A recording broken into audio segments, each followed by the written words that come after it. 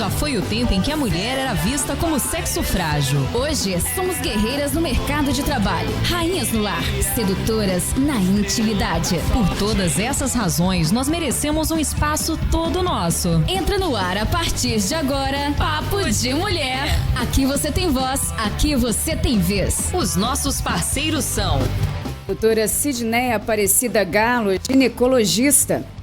Laboratório Vila Rica. Clínica Lavi. Dr. Antônio Valentim Sâncio, Essentes Psicologia. E Mafar Farmácia de Manipulação. Terapeuta Angélica Jacó e Casa do Biscoito.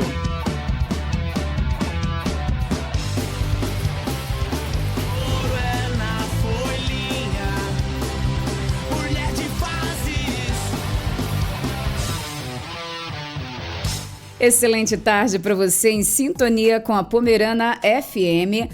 Mais uma edição do Papo de Mulher no ar. Comigo, Marcinete Pereira. A saúde mental no Brasil enfrenta uma realidade alarmante. Cerca de 18 milhões de brasileiros convivem com transtornos mentais graves. Esse cenário reflete tanto as limitações no acesso ao diagnóstico e tratamento, quanto aos desafios estruturais nas políticas públicas voltadas à saúde mental. Como está a situação mental hoje no Brasil, no mundo, aqui em Santa Maria de Etibá? Nós vamos falar de como lidar, com a saúde mental, quando procurar tratamento, com a psicóloga Tatiana Berger, da Essentes Psicologia. Boa tarde, Tatiana. Seja bem-vinda ao nosso Papo de Mulher. Boa tarde a todos os ouvintes. É um prazer estar aqui para conversar um pouquinho sobre esse tema tão importante e tão atual. Que parece que todo mundo está precisando, né? É verdade, estamos todos. Por que cuidar da saúde mental nos dias atuais é tão importante?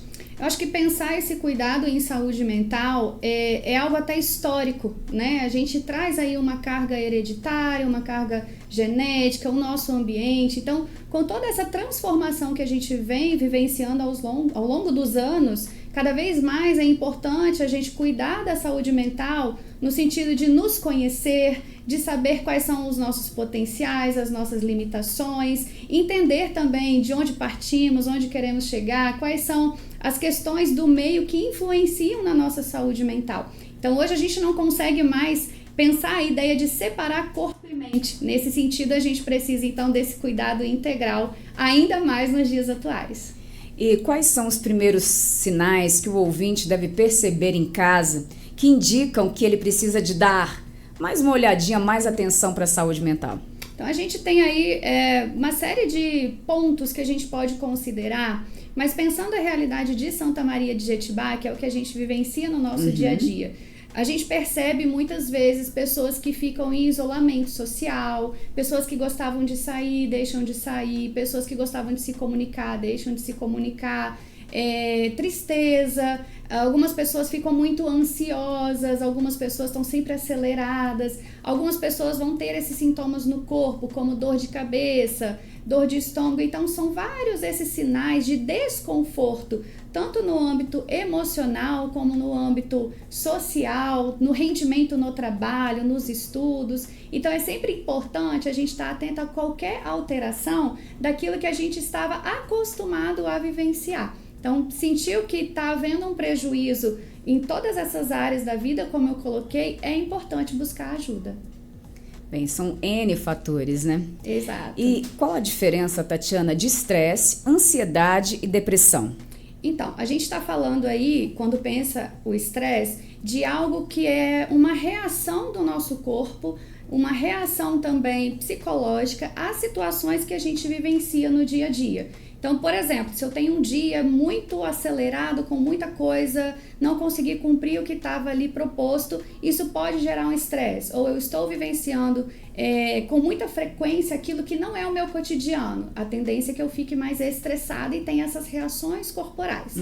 Quando a gente pensa a ansiedade, aí a gente tem alguns sinais clínicos que não necessariamente são um transtorno de ansiedade. Porque a ansiedade até certo ponto é normal, né? Exato. Ao longo da história, né, do nosso desenvolvimento enquanto seres humanos, A ansiedade, ela surge como uma emoção de estado de alerta, para nos dizer, olha, você está em perigo. Porém, nos dias atuais, com a gente vivendo acelerado o tempo todo, há uma preocupação excessiva de lidar com todas as questões, dar conta de tudo. Então, a ansiedade, ela vem muito como essa preocupação excessiva. Quando a gente está numa situação mais intensa ou mais grave mesmo desse quadro de ansiedade, aí a gente tem até o diagnóstico de vários tipos de ansiedade diferentes. Mas isso quando a gente já está num estágio mais avançado que não foi cuidado. E aí quando a gente pensa a depressão, aí a gente está falando já de um estado de tristeza, de isolamento também, perca de desejo mesmo pelas coisas até cotidianas, se arrumar, fazer um café, levantar para trabalhar. Então, já é algo que tem uma tendência ali mais neurológica também, que precisa de um cuidado especial. Principalmente aqui em Santa Maria de Jetibá, a gente sabe que o índice de adoecimento psíquico, ele é muito alto, né?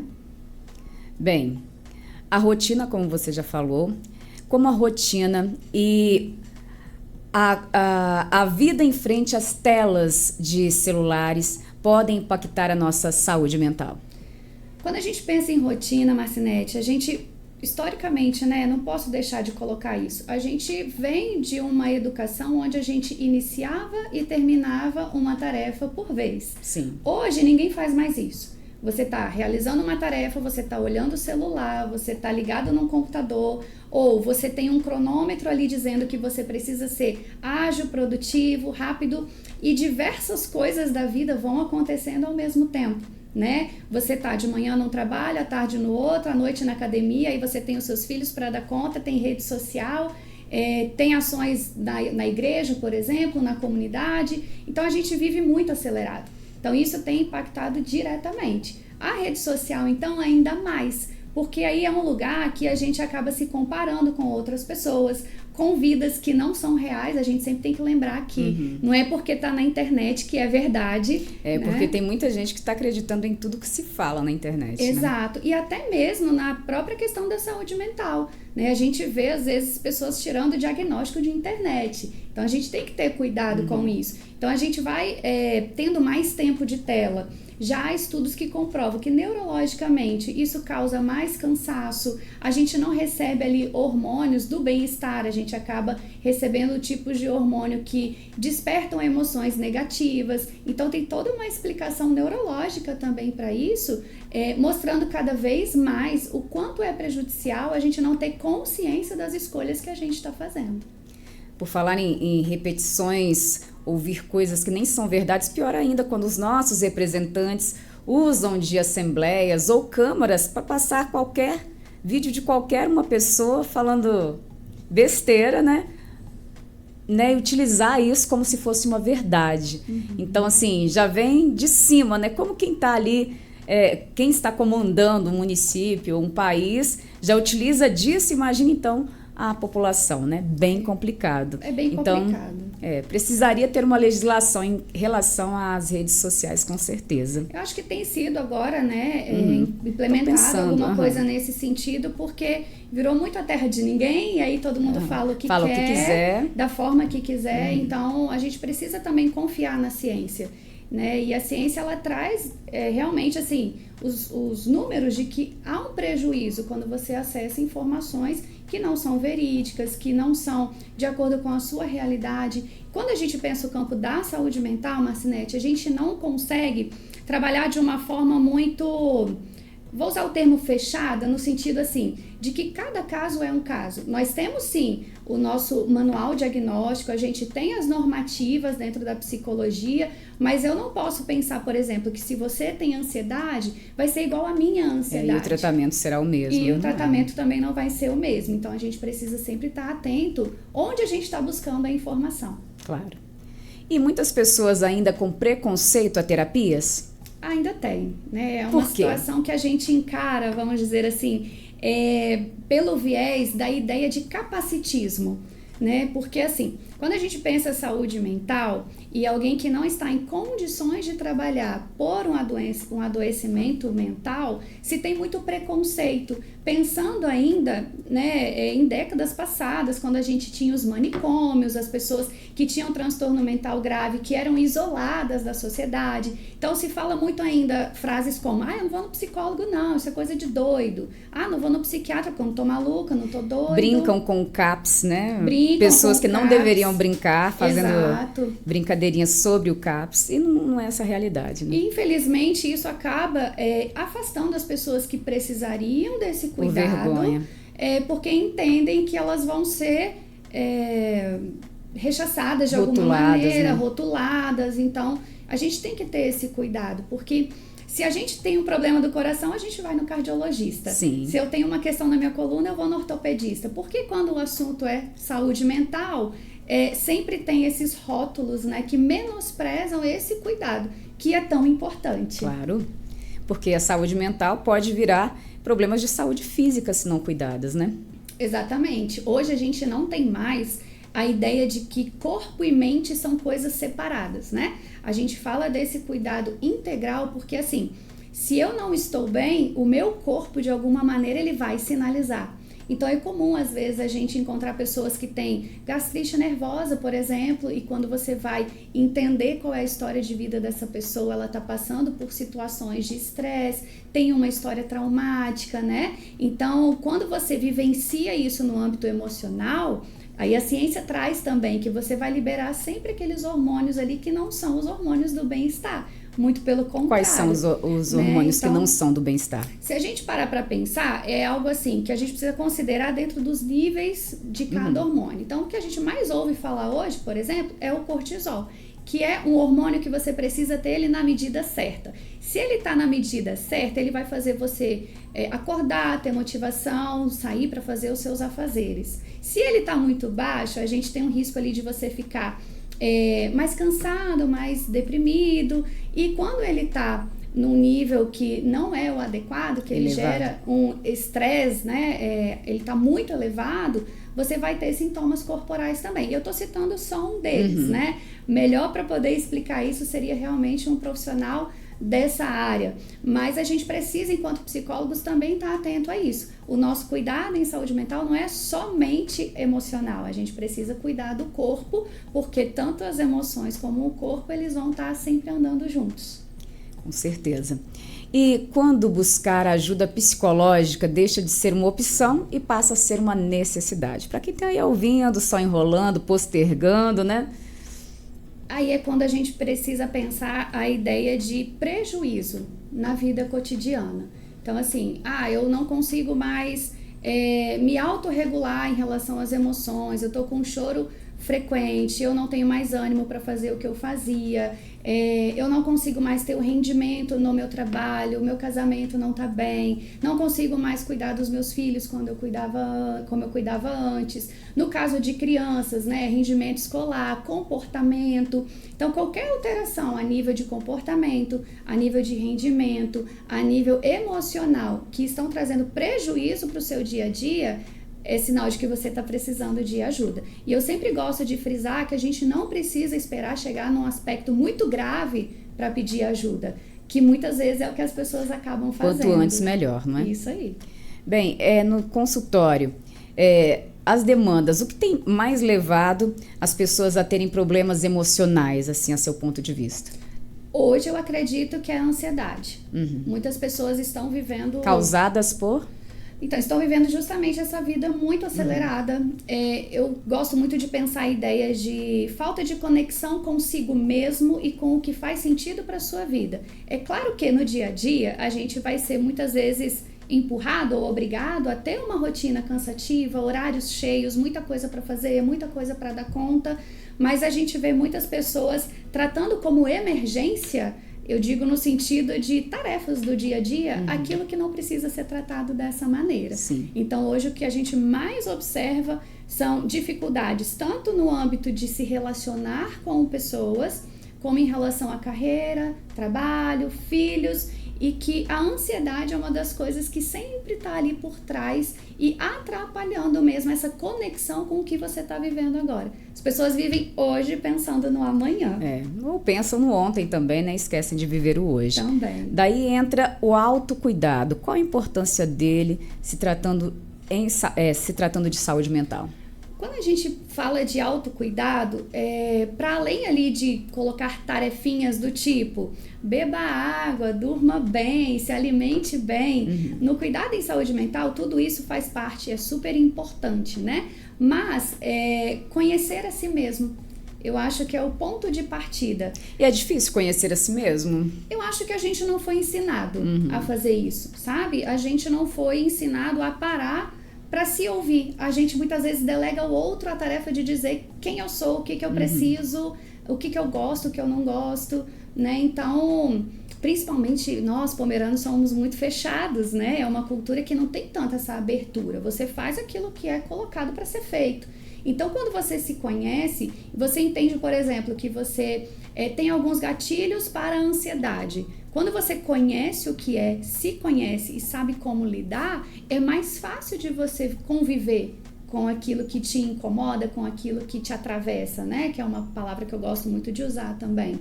Então, quanto mais você se conhece, quanto mais você entende, por exemplo, eu tenho depressão e a partir disso eu me conheço e sei os gatilhos que eu tenho e eu sei como eu fico.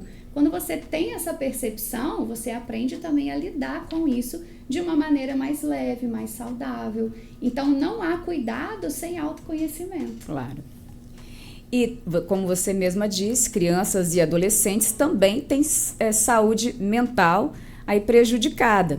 Como os pais podem ajudar a perceber os primeiros sinais nas crianças e nos adolescentes? Quando a gente pensa o cuidado de crianças, acredito que o primeiro lugar onde a gente vai perceber algumas alterações é na escola. Né? Então, professores, pedagogos sempre costumam dar ali uma sugestão, observar alguns comportamentos. Chama os pais, conversa, né? Em casa, às vezes, são comportamentos que a família vai ver. Tá fazendo birra, é muito pirracento, é muito irritado, não come direito, não dorme direito. São sinais de que essa criança está precisando de um olhar diferenciado. Às vezes é um pequeno ajuste que precisa ser feito na rotina, na forma como a família conduz isso. Mas hoje, quando eu penso a adolescência, aí eu penso que é algo que requer ainda mais cuidado. Porque o adolescente, ele está passando numa época de transição ali, de onde ele deixa de ser criança, ele fica meio sem se reconhecer, porque ele também não é jovem adulto, e nessa transição eles tendem a se isolar muito, a se sentirem incompreendidos, e aí acabam indo para o quarto, buscam nas redes sociais as respostas que muitas vezes a família não dá. Então é importante estar atento a esses comportamentos e, como família, buscar ajuda direcionada também para isso. Como o ambiente de trabalho pode afetar também a saúde mental? Lembrando que o Brasil aprovou agora, né? Tivemos a aprovação ontem na Câmara da escala agora que deixou de ser 6/1 e vai ficar 5/2. O excesso de trabalho, trabalhar no final de semana, é chance para trazer aí esse problema de saúde mental? Todo excesso não é bom, né? Em qualquer aspecto. As pessoas vivem mais no trabalho do que em casa. Exato. Né? Então, quando a gente pensa já a ideia de excesso, a gente já precisa ter esse olhar de cuidado. E aí, para além também da redução da carga horária, né, da escala de trabalho, a gente teve, a partir de ontem já, a implementação da NR1, que é uma normativa também do governo federal, junto ao Ministério do Trabalho, que visa o cuidado em saúde mental dos colaboradores. Sim. E aí eu sempre gosto de pensar assim, se eu tenho uma obrigatoriedade, por que não fazer disso uma oportunidade? Porque muitas vezes as pessoas não entendem que se o ambiente de trabalho é um ambiente seguro, harmônico, que reconhece também o trabalhador, e aí eu tô falando desde o gestor, o dono da empresa, até aquele que está num cargo mais simples, mas quando você tem esse cuidado com todos, automaticamente você melhora tanto a saúde mental como a produtividade também. Então, a gente sabe que a sobrecarga de trabalho, ela é um grande gerador de estresse, de ansiedade, então precisamos realmente ter esse cuidado, sim. E que hábitos do dia a dia podem melhorar a nossa saúde mental?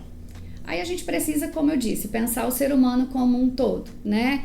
Hábitos saudáveis de sono, alimentação, atividade física, mas também de olhar para si com mais acolhimento, com mais cuidado, né? De se perceber. Se eu não estou comendo direito, por que não estou fazendo isso? O que está acontecendo?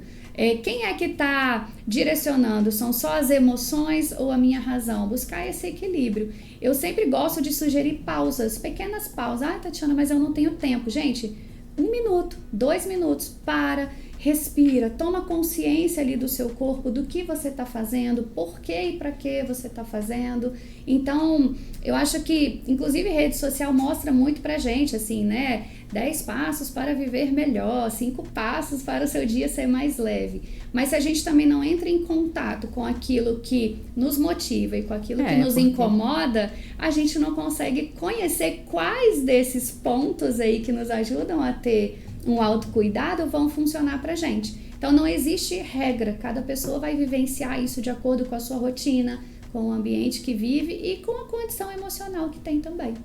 Falei antes sobre saúde mental e saúde física, andar juntas. De que forma a saúde mental pode interferir na saúde física? A gente percebe muito que quando as pessoas estão com dificuldades no âmbito emocional, o corpo fala, né? Então, algumas pessoas vão ter, por exemplo, uma relação difícil com a alimentação, de ganha ou perda de peso e que pode trazer prejuízos mesmo para o corpo. A gente percebe pessoas que às vezes vão para uma carga excessiva de exercícios ali para não escutar o próprio silêncio, é o que eu costumo dizer. Eu não quero me ouvir, eu vou correr, e meu corpo ali não tem condição para isso. E a gente tem também a questão do que a gente chamava até um tempo atrás de psicossomatização. Então tem pessoas que vivenciam enxaqueca emocional, dor de estômago, gastrite ali, emocional. Então o nosso intestino e o nosso cérebro, eles estão ligadinhos ali. Tudo que a gente vivencia na emoção, o nosso corpo de alguma forma vai falar. Tanto que falam que o intestino é o segundo cérebro, né? Isso aí. E como aprender a lidar melhor com as frustrações, perdas e pressões da vida cotidiana? Hoje, como psicóloga, o que eu mais escuto são pessoas tentando controlar tudo, né? Para lidar melhor com isso, muitas vezes a gente vai precisar reconhecer que a gente não tem o controle de tudo. A gente coloca lá uma lista de 15, 20 tarefas que é humanamente impossível de cumprir num dia só. A gente coloca uma rotina ou uma meta que a gente também não tem condição nem física, nem emocional e nem de carga horária, né? Nem financeira também para dar conta. Então, lidar com a frustração, Marcinete, faz parte da vida. Mas a gente tem visto cada vez mais pessoas com o discurso de eu não vou me relacionar porque eu não quero sofrer. Eu não vou tentar porque eu não quero sofrer. Eu não vou cobrar o meu filho porque vai traumatizar, não posso frustrar ele. Mas, na verdade, a frustração, ela tem um papel na nossa vida. A gente é que está criando esse mecanismo de defesa, vamos assim dizer, e tirando de nós aquilo que faz parte do nosso crescimento. Se eu estou frustrada, não deu certo, eu preciso entender por que não deu certo. Faz realmente sentido para mim? Estou fazendo isso por mim? É por alguém? É porque alguém disse que eu tenho que fazer? E eu estou batendo um pouco nessa tecla do autoconhecimento, que é uma das coisas que eu mais percebo hoje no consultório, que as pessoas elas chegam querendo cumprir uma série de metas, tarefas e objetivos que nem são delas, porque viu que alguém fez, achou que tem que fazer também. Então essa comparação, né? Então se frustrar é parte do crescimento, né? E a gente sempre fala que uma planta, quando você tem ela e ela não está muito bem, a gente não poda ela para ela poder crescer de novo bonita. A frustração é justamente isso, são as podas que a gente vai tendo ao longo da vida para ressignificar algumas coisas. A comparação que deveríamos fazer era sobre quem éramos para quando a gente é agora ou quando o que seremos no futuro. Isso aí, se comparar a você mesmo, com a sua história, com a sua condição, seja ela social, financeira, de ambiente, família, enfim. Então, muitas vezes a gente se priva de entrar em contato com a gente e isso acaba sendo um grande prejuízo. Ninguém vai viver a sua vida por você, né? Outro dia eu vi uma pessoa dizer que ninguém vai morrer a vida por mim. Ninguém morre no meu lugar. Glória a Maria. Né? Por que eu tenho que deixar alguém viver ou escolher por mim, Por né? mim, de jeito nenhum. Por falar em família, como você citou, qual é o papel da família no apoio emocional para alguém que esteja sofrendo? Esse é um papel fundamental, né? A gente tem a família como o nosso berço, mas a gente sabe também que nem toda família tem uma estrutura emocional que dá conta de ser suporte. Mas de uma forma geral, o papel da família é acolher, escutar, buscar compreender e reconhecendo ali que é algo que perpassa o âmbito familiar, que eu não dou conta enquanto familiar de ajudar, busca ajuda especializada. Esteja atento à criança, ao adolescente, ao idoso. Aqui a gente tem também uma demanda de idosos que acabam ficando deprimidos, se sentem sozinhos. Lembrando que a tendência no Brasil e no mundo, principalmente no Brasil, é que a população fique cada vez mais velha. Menos pessoas jovens, não falta muito para isso, né? Então, pensar nessa qualidade de vida dos idosos de agora e para nós também, que seremos idosos, Exatamente. se Deus quiser, né? Assim a gente deseja, né? Bem, e que mensagem você deixaria para quem ainda acha que cuidar da saúde não é prioridade? O que eu deixaria como uma mensagem, e gosto muito de levar como uma frase para os meus atendimentos também, né, enquanto Essente Psicologia. Se tem vida, tem jeito. Muitas pessoas deixam de buscar ajuda para o cuidado emocional, para o cuidado em saúde mental, porque tem uma ideia de que não tem o que fazer, não tem jeito, não dá mais. É uma frase que te impossibilita, né, de ver outras possibilidades. Então, quebra um pouco esse preconceito, principalmente entender que buscar ajuda não é sinal de fraqueza, não é porque você é incapaz, não é porque você falhou. A grande maioria das pessoas que buscam ajuda emocional, elas estão lá porque elas foram fortes por muito tempo. Então, eu sempre digo que a gente carrega ao longo da vida muitas cargas que às vezes não são nossas. Então, quando a saúde mental ela está num processo aí de vulnerabilidade maior, é porque essa carga já pesou por muito tempo. É como uma máquina que precisa de uma manutenção. Só que diferente das máquinas, nós somos humanos, temos sentimentos, temos uma história. Então, nunca deixe de buscar ajuda por acreditar que não vai dar certo, não vale a pena. Sempre tem jeito. Às vezes não é do jeito que a gente gostaria, mas aí a vida também nos empurra para viver diferente e melhor. E porque independente de família, te motivar a ir procurar um tratamento, é você que tem que querer, né? Exatamente. Porque muitas vezes também a família pede para que o paciente se trate, mas a pessoa falha em se tratar, né? Eu sempre brinco que estar do lado do paciente, do atendido, é muito mais difícil do que estar do lado que o psicólogo fica. Porque às vezes, se ouvir, é um exercício que em alguma instância vai doer. E muitas pessoas às vezes vão também para a psicoterapia achando que o fato dela ir e falar sobre alguma questão, obrigatoriamente ela tem que tomar uma decisão em relação àquilo. Então eu não vou, porque eu não vou querer mudar agora, eu não preciso decidir agora. Então a terapia ela vai muito além disso. É um espaço para você ser escutado, para você ser acolhido, para você repensar alguns pontos da vida, mas não como uma obrigatoriedade. Por isso que é tão importante a gente se conhecer, né? Quem vive a nossa vida na pele é a gente mesmo. Com certeza. Então, se permitir também experimentar esse cuidado é fundamental.